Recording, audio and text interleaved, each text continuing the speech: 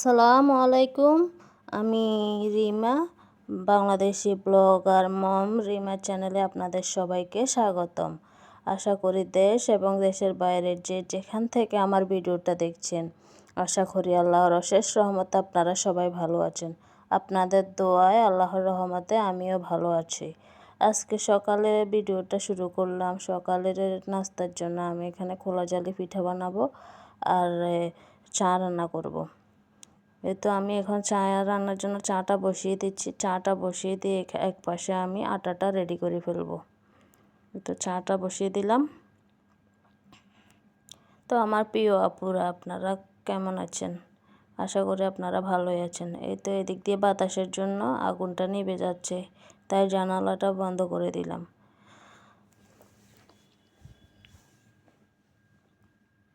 এই তো আমি এদিক দিয়ে এখন আটাটা রেডি করে নেব। আটার গোলাটা কুসুম গরম পানি দিয়ে আটার গোলাটা রেডি করে ফেলবো।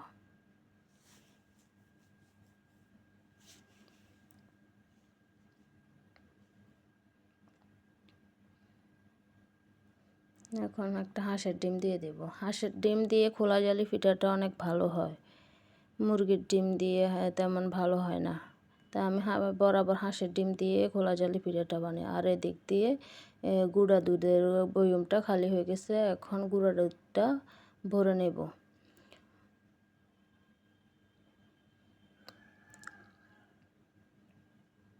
এই তো বোতলটা এখন ফিল আপ করে নিলাম। এখন এটা জায়গা মতো রেখে দেবো। আর এদিক দিয়ে আমার ছাঁটও হয়ে গেছে।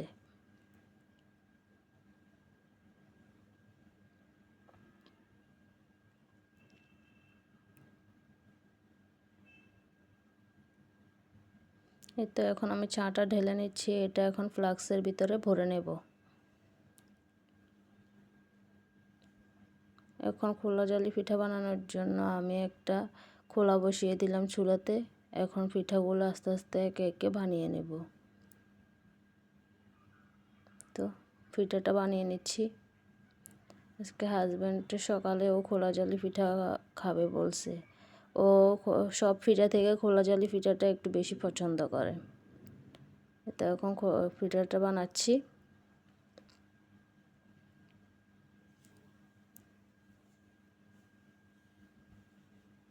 তো আমার পিঠাটা হয়ে গেছে।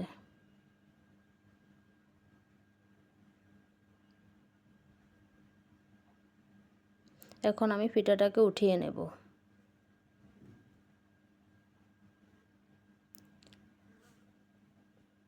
এখন খোলাটাকে একটু মুছে আর একটা পিঠা দিয়ে দেব।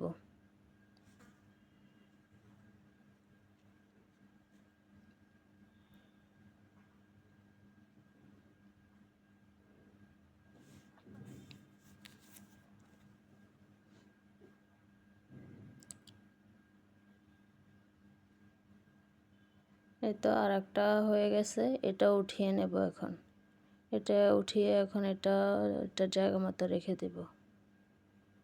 এই তো আমার পিঠা প্রায় হয়ে গেছে। এখন আমার হাজব্যান্ড আর আমি মিলে সকালের নাস্তাটা করে ফেলবো। সকালের নাস্তা শেষ। এখন কিছু ধোয়া ফালা ছিল, এগুলোকে ধুয়ে নেব।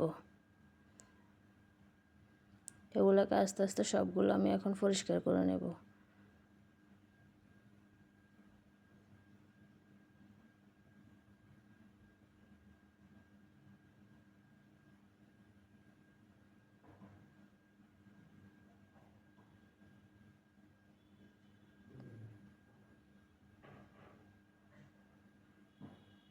এগুলো মাজা হয়ে গেছে। এখন এগুলোকে পানি দিয়ে পরিষ্কার করে এগুলো জায়গা মতো রেখে দেব।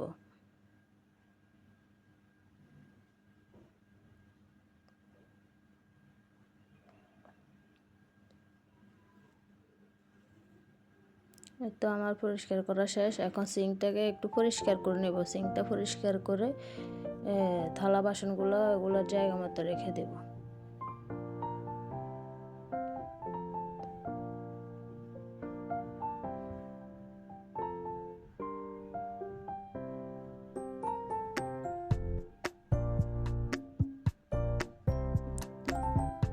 এগুলোকে জায়গা মতো রেখে দিয়ে এখন আমি চুলাটা কিচেন কাউন্টার টপটাকে ভালো করে পরিষ্কার করে রাখবো।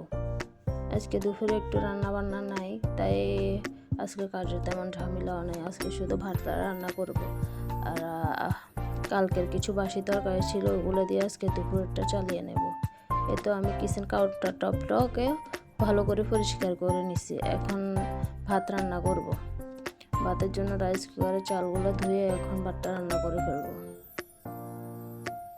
তো রাইস কুকারে আমি ভাতটা বসিয়ে দিয়েছি। এখন ঘরটাকে একটু গুছিয়ে নেব। এই তো টেবিলটা সকালে নাস্তা করছি, টেবিলটা আর মোছা হয় না, এখন টেবিলটাকে পরিষ্কার করে নিচ্ছি। টেবিলটা পরিষ্কার করে এখন আমি বিছানা গোছাতে চলে যাব। এই তো আমার ডাইনিং রুমটা এখন পরিষ্কার করা হয়ে গেছে। এখন বেডরুমে চলে যাব, বেডরুমে যে বিছানাটা গুছিয়ে নেব। এই তো আর এই পর্যন্ত এসে যদি আমার ভিডিওটা আমার আপুদের কোনো অংশ ভালো লেগে থাকে, প্লিজ একটা লাইক আর সাবস্ক্রাইব করে দিবেন।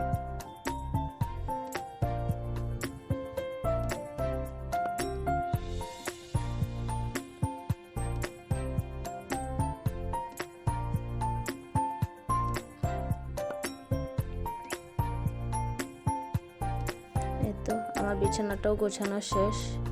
আর আমার ভিডিওটা আজকে এই পর্যন্তই। যদি আমার ভিডিওটা এই পর্যায়ে এসে আপনাদের ভালো লাগে থাকে, প্লিজ একটা লাইক করে দেবেন। আসসালামু আলাইকুম।